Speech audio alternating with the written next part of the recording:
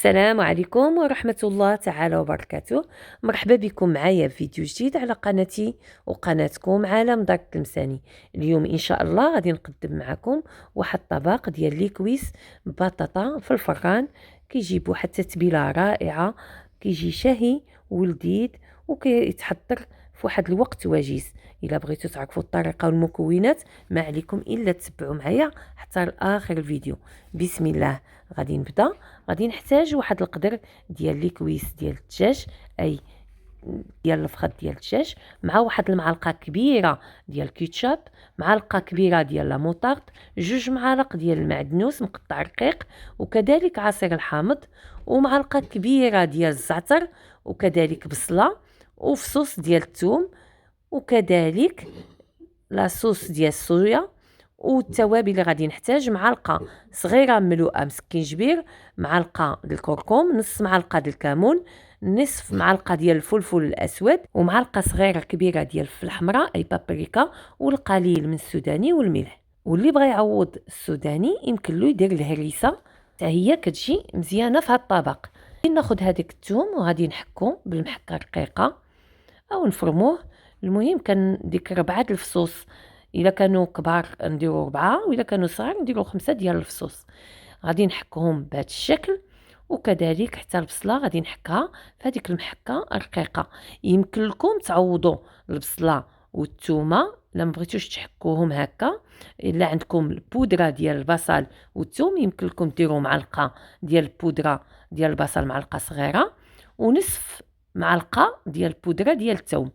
انا في هذه المره بغيت نشارك معكم هكا البصله والثومه طريه، حتى هي كتجيب هذا الشكل مزيانه. من بعد ما خلطت هذيك المكونات اللي قلت معكم، غادي نضيف واحد 2 معالق كبار ديال عصير الحامض، ومعلقه كبيره ديال الصوص صوجا.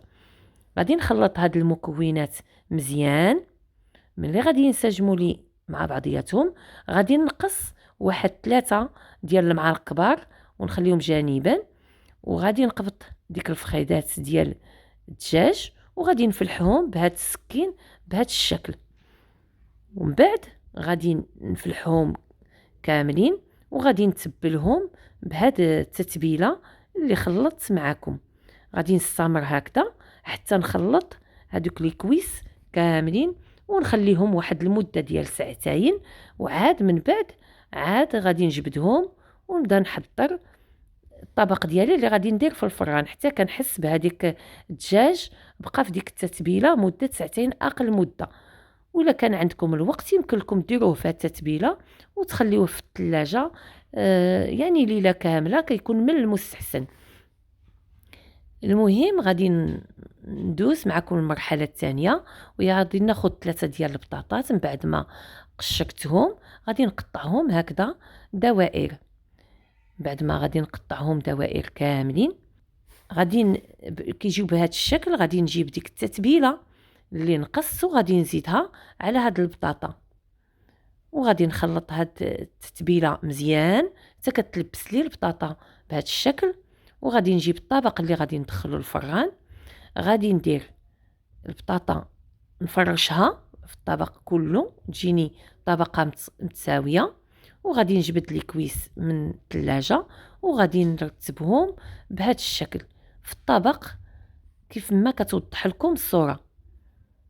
ومن بعد ما نرتبهم وننتهي من لي كويس فوق البطاطا غادي ناخذ هذيك التتبيله اللي بقات وغادي نضيفها فوق من ديك لي كويس حتى هي بالتساوي. وغادي ناخذ في الاخر واحد 2 معالق كبار ديال زيت الزيتون او 3 د المعالق، وناخذ في الاخر ورق الزبده اللي غادي نغطي به الوجه ديال لي كويس، وندير ورق الالومنيوم وندخلو للفران على درجه الحراره 200. المده الزمنيه تقريبا ساعه ديال في الوقت ديال الطهي ديالو. من بعد ساعه د المكانه كيكون تبارك الله واجد عندنا هذا الطبق اللي كنقدموه نرافقوه مع سلطات وعصير وكيجينا بهذا الشكل، والمذاق كيكون رائع ولذيذ. كنتمنى هذا الطبق اللي شاركته معكم يكون نال الاعجاب ديالكم وتطبقوه في بيوتكم. وصلت معكم لاخر الفيديو، خليت لكم الراحه، مع السلامه حتى الفيديو قادم ان شاء الله.